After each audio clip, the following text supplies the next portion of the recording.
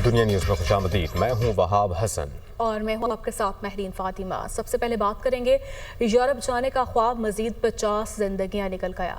यूनान कश्ती हादसे के बाद तारिकीन की एक और कश्ती को हादसा। मैड्रिड कश्ती हादसे में 44 पाकिस्तानियों समेत 50 तारिकीन हलाक, 36 को बचा लिया गया।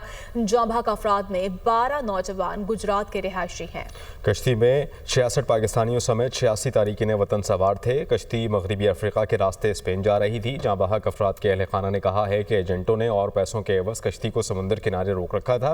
जहाँ बहक होने वाले नौजवान 4 माह कबल यूरोप के लिए रवाना हुए थे।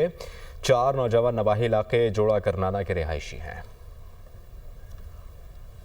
मराकश की समुद्री हदूद में तारिकीन वतन की कश्ती को हादसा। गुजरात के 12 नौजवान भी इसी कश्ती में सवार थे। इस वक्त नुमाइंदा दुनिया न्यूज़ नवीद शाह नवाही गांव जोड़ा करनाना में उमर फारूक के घर में मौजूद हैं, जो इस कश्ती पर सवार थे। जी नवीद, आगाह कीजिएगा। देखिए जी, यूनान कश्ती हादसा के बाद जो है दूसरा बड़ा जो कश्ती हादसा रूनमा हुआ है मराकश में कि समंदर के दरमियान ये वाक़या रूनमा हुआ है। इसमें जो पाकिस्तानियों की तादाद है वो काफ़ी ज़्यादा है। मैं आपको यहाँ पर ये बता दूँ कि गुजरात में अभी तक 12 नौजवानों की शनाख्त हो चुकी है कि वो इस कश्ती पर सवार थे। हम इस वक्त गुजरात के नवाई गांव जोड़ा करनाना में मौजूद हैं, जो कि उमर फारूक के घर में मौजूद हैं, जो कि उसी कश्ती पर सवार था।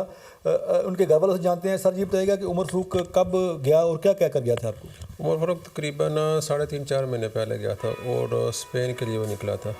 तो जो उन्होंने बताया था कि वो तकरीबन बाई ईयर ही लेके जाएंगे। ठीक है। बरतानिया से जाकर लास्ट टाइम जो रब्ता हुआ तकरीबन वो 2 जनवरी का था।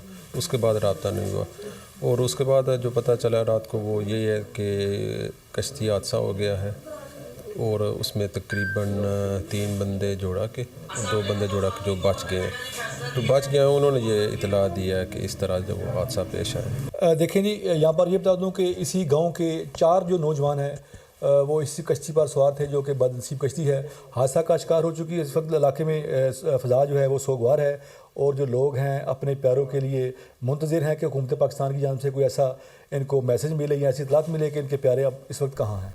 सदर ममलिकत का स्पेन जाने वाली कश्ती के हादसे में पाकिस्तानियों की हलाकत पर इजहार अफसोस। इंसानी स्मगलिंग की रोकथाम के लिए मौसर और दूर रस इक़दामात की ज़रूरत पर जोर देने की हिदायत की। वज़ीर आज़म ने कश्ती हादसे पर गहरे दुख और अफसोस का इजहार किया। मुतालिका हुकाम से वाक़ई की रिपोर्ट भी तलब कर ली। कहते हैं कि इंसानी स्मगलिंग जैसे मकरू अमल में मुलव्वस अफराद के खिलाफ सख्त कार्रवाई होगी। इस हवाले से किसी भी किस्म की कोई कोताही बर्दाश्त नहीं की जाएगी। इंसानी स्मगलिंग के खिलाफ भरपूर इक़दामात उठा रहे हैं।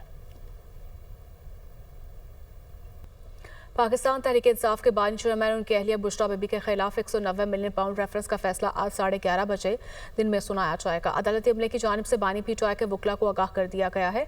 इस्लामाबाद से ये रिपोर्ट। 190 मिलियन पाउंड रेफरेंस का फैसला आज सुनाया जाएगा। एहतसाब अदालत के जज नासिर जावेद राना दिन 11:30 बजे महफूज फैसला सुनाएंगे। अदालती अमले की जानिब से बानी पीटीआई के वकला को आगाह कर दिया गया। ख्याल रहे कि 190 मिलियन पाउंड रेफरेंस का फैसला 3 मरतबा मुअख्खर किया जा चुका है। रेफरेंस पर एहतसाब अदालत ने फैसला 18 दिसंबर 2024 को महफूज किया था। एहतसाब अदालत ने फैसला सुनाने के लिए पहले 23 दिसंबर और उसके बाद 6 जनवरी की तारीख मुकर्रर की थी। फिर तीसरी 13 जनवरी की तारीख दी गई, ताहम उस रोज भी फैसला नहीं सुनाया जा सका और मुअख्खर कर दिया गया। 190 मिलियन पाउंड रेफरेंस का जेल ट्रायल 1 साल में मुकम्मल हुआ है। रेफरेंस में नवंबर 2023 को बानी पीटीआई की गिरफ्तारी डाली गई, जबकि ट्रायल के दौरान 35 गवाहान के बयानात कलमबंद किए गए। वज़ीर-ए-आज़म के मशहूर सियासी अमूर राना सनाउल्लाह कहते हैं कि पीटीआई ने चार्टर ऑफ डिमांड हमें देने से पहले मीडिया को जारी किया। अपोजिशन को जवाब देने के लिए शहबाज शरीफ ने कमेटी तश्कील दे दी है। कमेटी में तमाम इत्तेहादी पीपल्स पार्टी भी शामिल है।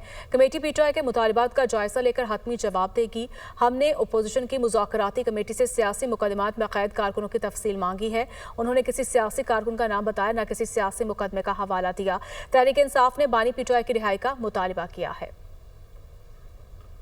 जो उन्होंने गवर्नमेंट को चार्टर ऑफ डिमांड दिया है, ये चार्टर ऑफ डिमांड हमें देने से पहले जो है वो आपको जारी किया। इसका जो जवाब है उसके मतलब एक कमेटी जो है वो प्राइम मिनिस्टर साहब ने तश्कील दे दी है, जिसमें तमाम अलाई पार्टीज़ की नुमाइंदगी भी है। वो कमेटी जो है वो इस चार्टर ऑफ डिमांड का एक मौसर जवाब जो है वो तैयार करेगी। हमने कहा था कि आप उनकी FIRs के नंबर दें और बताएं कि कौन से आपके पॉलिटिकल वर्कर्स हैं जिनके खिलाफ पॉलिटिकली मोटिवेटेड मुकदमे दर्ज हुए हैं। वो भी उन्होंने किसी मुकदमे की कोई FIR नंबर नहीं दिया और ना ही किसी पॉलिटिकल वर्कर का नाम दिया है।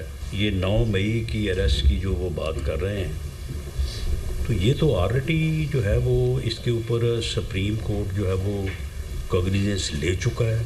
उन्होंने 2 कमीशंस के हवाले से 15 अपनी जो TORs हैं वो रकम कर दिए हैं। अगर कमीशन बनता है या बनते हैं तो फिर TORs का भी जायज़ा लिया जाएगा, उनको भी देखा जाएगा, हमारी तरफ से भी कुछ शराइत उसमें डलेंगी। तो मुतालबात भी ऐसे हैं जिनके बारे में मैं ये समझता हूँ कि वो मेरा ख्याल है कि दस्तावेज़ कम है और हुकूमत के ऊपर चार्ज शीट बहुत ज़्यादा है। इसका तहरीरी जवाब हमने देना है क्योंकि वो भी तहरीरी चाहते हैं और हमने कमिट किया हुआ है कि हम तहरीरी जवाब उनको देंगे। पाकिस्तान तहरीक-ए-इंसाफ की मुज़ाकराती कमेटी के तर्जुमान साहबजादा हामिद रज़ा ने कहा कि तहरीक-ए-इंसाफ का ड्राफ्ट हुकूमत ने पब्लिक किया। जब ड्राफ्ट कॉपी के लिए जा रहा था तो हुकूमत ने पब्लिक कर दिया। प्रोग्राम दुनिया मेहर बुखारी के साथ में गुफ्तगू कर रहे थे। मीटिंग के दौरान जब ये डॉक्यूमेंट फोटोकॉपी होने के लिए गया था तो ये वहाँ से उस वक्त पब्लिक हो गया था। जब ये वहाँ से पब्लिक हुआ है और मीडिया हाउसेस पे आना शुरू हो गया हुकूमती ज़राए की तरफ से कि 3 नुकात सफ़ात पर मुश्तमिल ये ड्राफ्ट है, तो हमें फिर ये मुझे अपने ट्विटर अकाउंट के ऊपर पब्लिक करना पड़ा। और इस बात के ऊपर मीटिंग के अंदर बात, yes that's what I am saying, meeting के अंदर इस बात पर बात हुई कि जब ये फोटोकॉपी के लिए जा रहा था तो उसी वक्त हुकूमती कमेटी के अरकान और हमने कहा कि अब ये 2 मिनट के अंदर पब्लिक हो जाएगा। मैं आपको मैसेजेस दिखा सकता हूँ जो रिपोर्टर्स के मेरे पास उसी वक्त आ गए जी कि हुकूमत ने ये ड्राफ्ट पब्लिक कर दिया है और ये 3 सफ़ात पर मुश्तमिल है। उसके बाद हमें करना पड़ा। आपकी उम्मीदें ज्यादा किससे हैं बाय द वे, इस मुज़ाकराती सियासी नशिस्त से या ये दूसरा दरवाजा जो खुला है? इसी से इसी से। अब होगा क्या? मैसेज चला। सूरत हाल को सैल्वेज कैसे किया जाएगा? As simple as that, judicial commission बनाएंगे तो बात चलेगी, नहीं बनाते तो ना करें जी, हमें we give a damn. You give a damn? Yes, we give a damn. आज की प्रेस कॉन्फ्रेंस के बाद मेरा ख्याल है कि ये ट्रैक पे आता हुआ टाइम लगेगा या गवर्नमेंट को बड़ा black and white clear respond करना पड़ेगा।